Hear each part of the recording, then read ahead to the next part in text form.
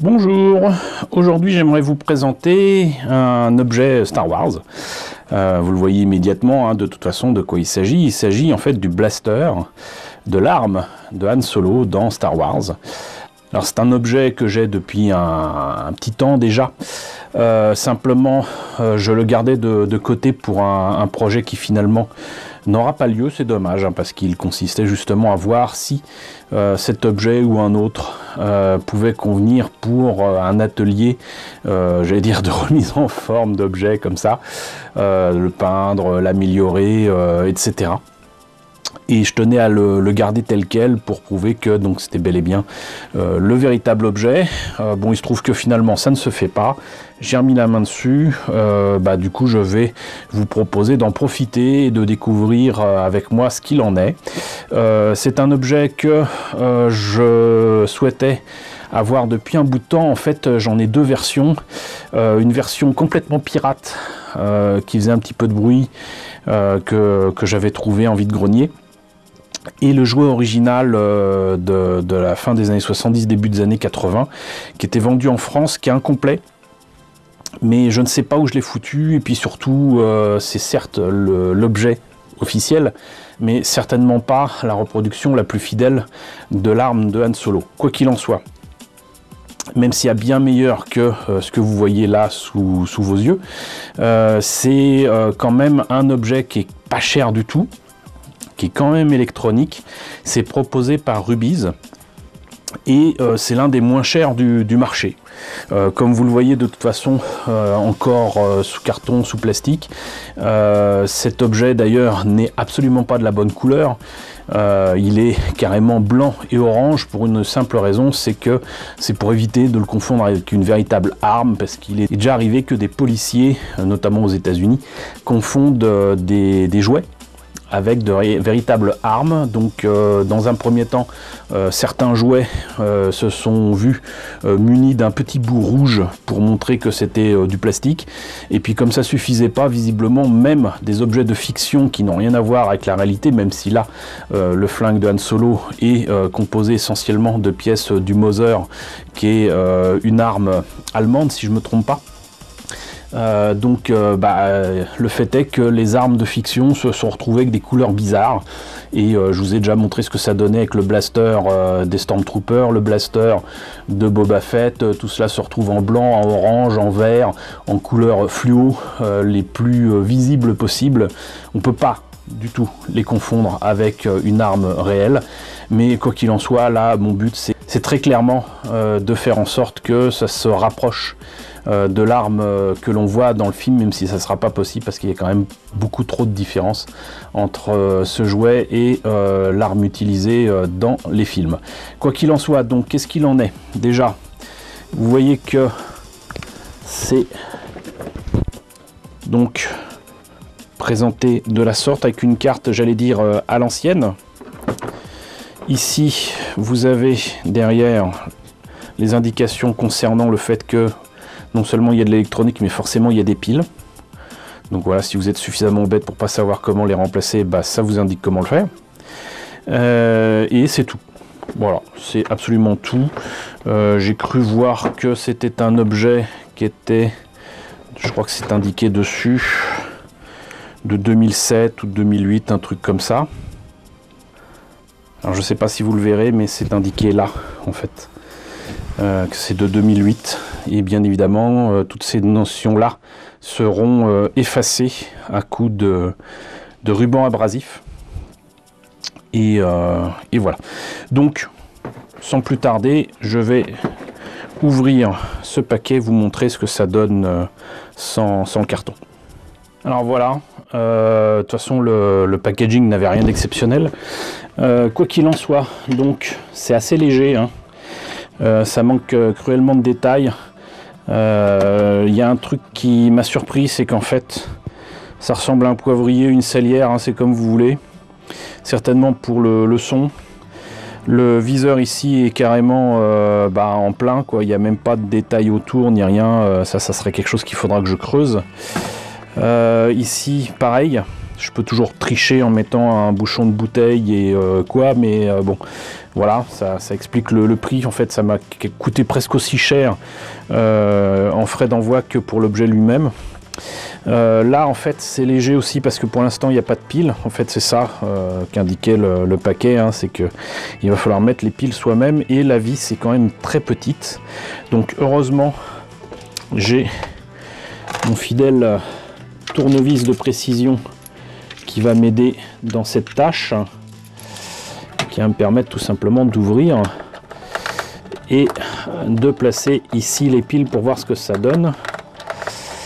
Et je n'en attends pas grand chose, on ne sait jamais, on va peut-être avoir une bonne surprise, mais j'ai comme un gros doute parce que même si c'est un objet officiel, le fait est que c'est rarement aussi bon que des produits, je sais pas moi, Master Replica ou quoi. Hop là, voilà. Puis je remets même pas le couvercle, on va voir ce que ça donne immédiatement. Oui, bah ça fait un bruit, je vais dire, de base. Bon, c'est pas si mal. Ça envoie du lourd quand même au niveau son. Par contre, je suis presque persuadé que c'est absolument pas le bruit qu'on entend dans le film. Ça fait plutôt flingue de base. Mais c'est là, c'est déjà ça. Sachez que dans le vieux flingue de Kenner, non seulement il fallait mettre de très grosses piles ici, donc le boîtier à piles était astucieusement caché sous ce qui permettait de tenir le viseur.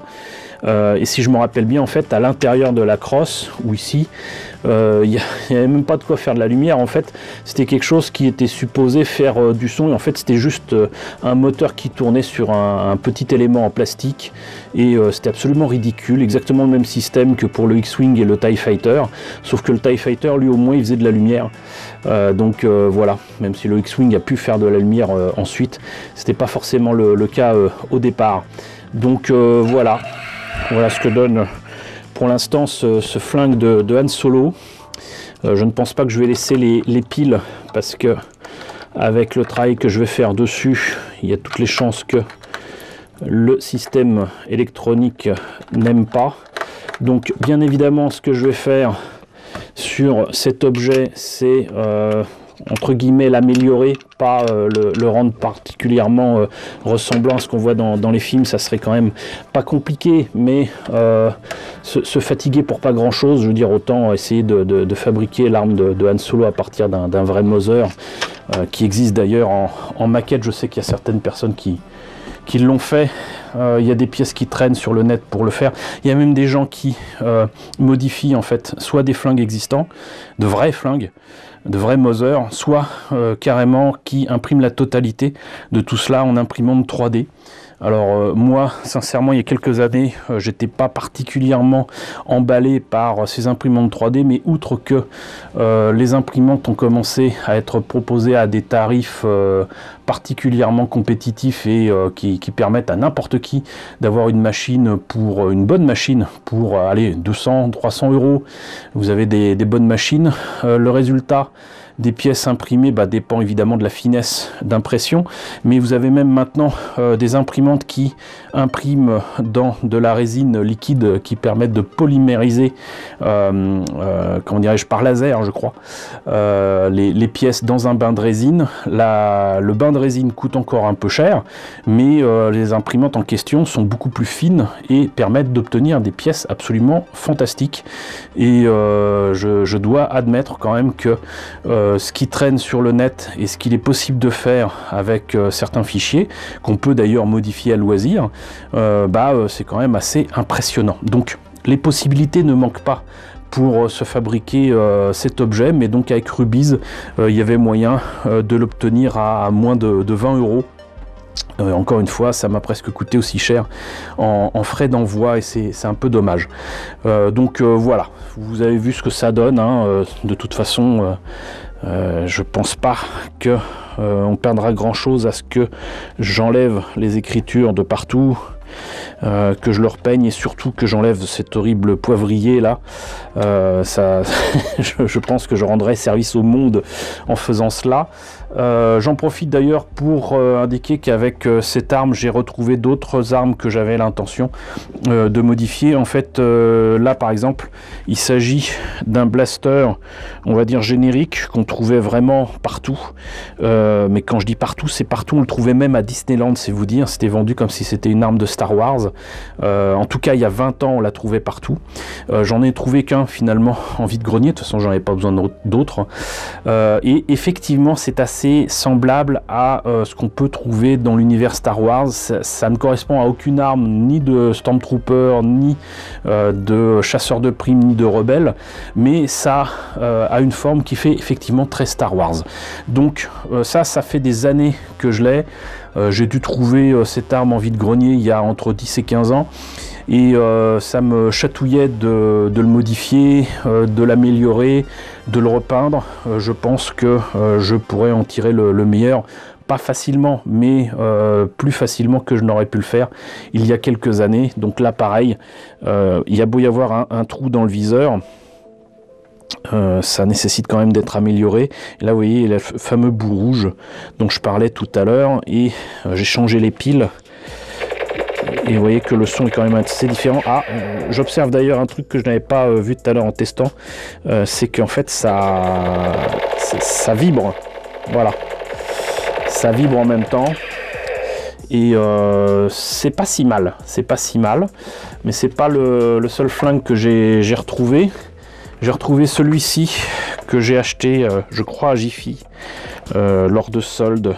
Il y a quelques années, et il paye pas de mine, sincèrement. Là par exemple, je trouve ça assez moche, mais si on enlève cette partie là, si on couvre ça avec autre chose, si on trouve de quoi mettre quelque chose ici, parce que je ne sais pas pourquoi ce bout là bouge, j'en ai pas la moindre idée, ça peut donner quelque chose de sympa. Et là pareil,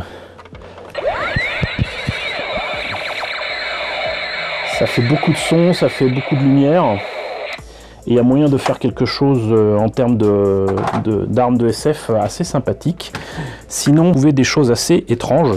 J'ai trouvé ceci, qui pourrait être un vieux flingue, mais en fait je pense que c'est un jouet tout pourri qu'on trouve maintenant un peu partout, qui lance des fléchettes ici, et c'est assez étrange parce que comme vous voyez ça ressemble à, je sais plus, c'est un Magnum ou quoi, en tout cas c'est un gros flingue, ça me fait penser à Dirty Harry, sauf que je savais pas que ces flingues là avaient nécessité d'avoir un fusil à pompe. Alors évidemment c'est nécessaire pour balancer les fléchettes, voilà, pouf, c'est fonctionnel, mais je vais me faire un plaisir d'enlever ça. Puis après je vais voir si je le peins entre guillemets normalement, mais bon, il y a aussi pas mal de boulot de ponçage dessus. Le dernier flingue que j'ai trouvé m'a pas l'air d'être tout jeune par contre. Il est indiqué idéal dessus, Junior Sport, et je sais pas du tout comment il fonctionne, mais donc il y a un machin là qui met peut-être, je sais pas, c'est peut-être pour balancer des élastiques, et on appuie ensuite normalement ici. Ce qui me fait dire que c'est vieux, c'est que la détente est en métal, et sinon là aussi la forme me fait penser à pas mal de flingues qui sont utilisés dans Star Wars, donc pourquoi pas, donc voilà. Fait beaucoup de flingues, hein, mais j'ai tout retrouvé d'un coup, donc ça sera l'occasion de toute façon un de ces jours de vous présenter ça, maintenant que j'ai beaucoup de matériel qui me permet éventuellement de me filmer en train de travailler dessus. Je ne vais pas m'en priver, et j'espère que ça pourra vous intéresser. D'ailleurs n'hésitez pas à me le dire dans la section commentaires, hein, si ce travail sur le blaster de Han Solo vous intéresse, si le travail sur ce blaster blanc vous intéresse, si les autres flingues que je vous ai présentés, c'est quelque chose qui vous semble intéressant. Ça sera de toute façon amélioré, il y aura des pièces de rajouter dessus, donc dites-le moi. N'hésitez pas à liker, n'hésitez pas à partager, n'hésitez pas à vous abonner si ce n'est pas déjà le cas. Coucou aux nombreux abonnés qui nous ont rejoints ces derniers temps. Coucou aux grands anciens qui me suivent désormais depuis 4 ans. Merci à tous de votre fidélité, merci à tous surtout de votre soutien sur Tipeee et sur Paypal.